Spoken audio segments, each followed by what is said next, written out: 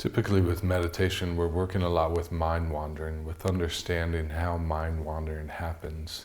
But mind wandering is a little bit more complex. And we're slowly starting to understand that not all mind wandering is the same. So for simplicity's sake, let's define 3 kinds of mind wandering.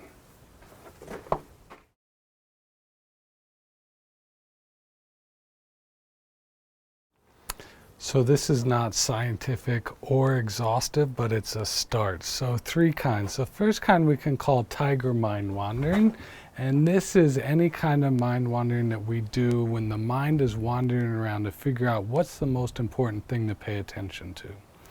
So this is the old don't get eaten by a tiger mind wandering.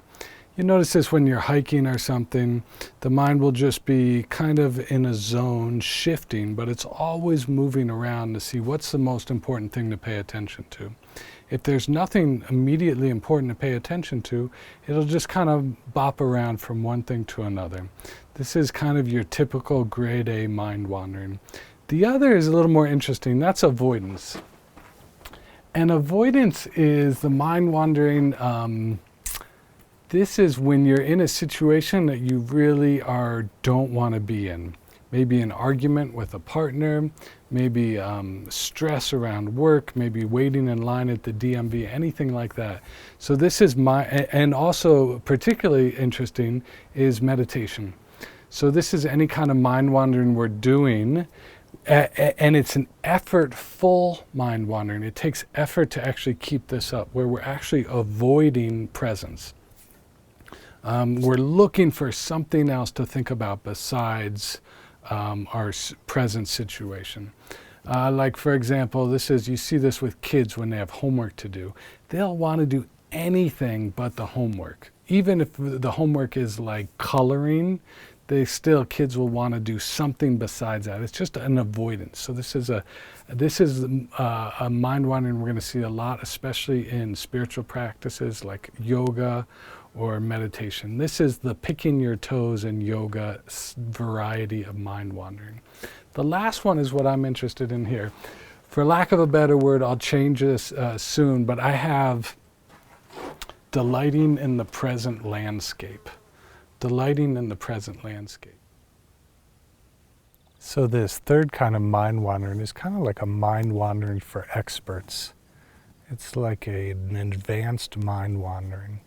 And it really helps to actually literally lay in the earth. I started doing this a few months ago where I tried to, for 3 minutes a day, practice delighting into the present moment. And it was an extremely unnatural experience for me at first. I felt anxious, and I felt like I had to be doing something, or I had ideas or insights come up, and you're just ignoring all that. You're not trying to have ideas or insights. You're just simply practicing delighting into the present moment as it's arising. It's just that childlike capacity to delight.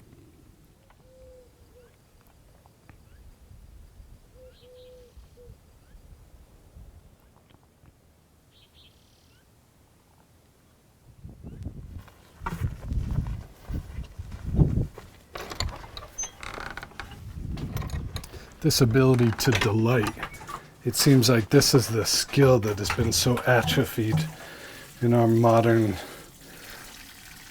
culture obsessed with accomplishment.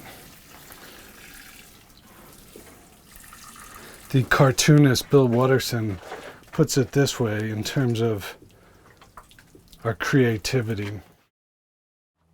I've found that the only way I can keep writing every day, year after year, is to let my mind wander into new territories. I've had to cultivate a kind of mental playfulness.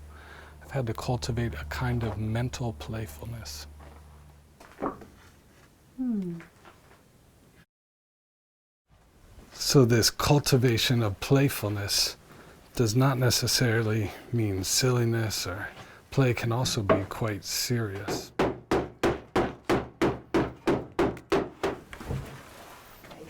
Did it work? Yeah. Nice. That's beautiful. Dr. Kalina Christoff has done some interesting studies in what's called the default mode network. This is a part of the brain that you can think of that's activated when we're in a kind of creative mind wandering. She's found that that's the part of the brain that is the first part to go in things like early onset dementia. So possibly in the utilization of this part of our brain, we make ourselves less susceptible to that. So obviously in a short video like this, I'm oversimplifying the discussion quite a bit, and I know some people would disagree with my use of mind wandering in this context. But what I just want to invite you to do is start to notice the different flavors of where the mind wanders. Notice the different flavors. Notice the type of mind that's wandering out of avoidance. Notice the type of mind that's wandering, I think sometimes of like at a cocktail party, where the mind is looking for the most important thing to pay attention to, the most interesting thing in the moment. Notice the mind that's just wandering around looking for something interesting.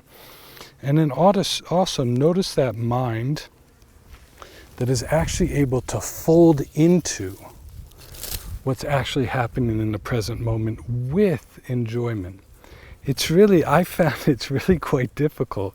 And I was really surprised by how difficult it was for me to pause deeply in wherever I am, even at a lavender farm, pause and actually be present and enjoy myself. So it's really beautiful. I mean, try it for a week. Try every week, every day for a week. Try 3 minutes laying on the ground or just pausing and just enjoying what's actually happening.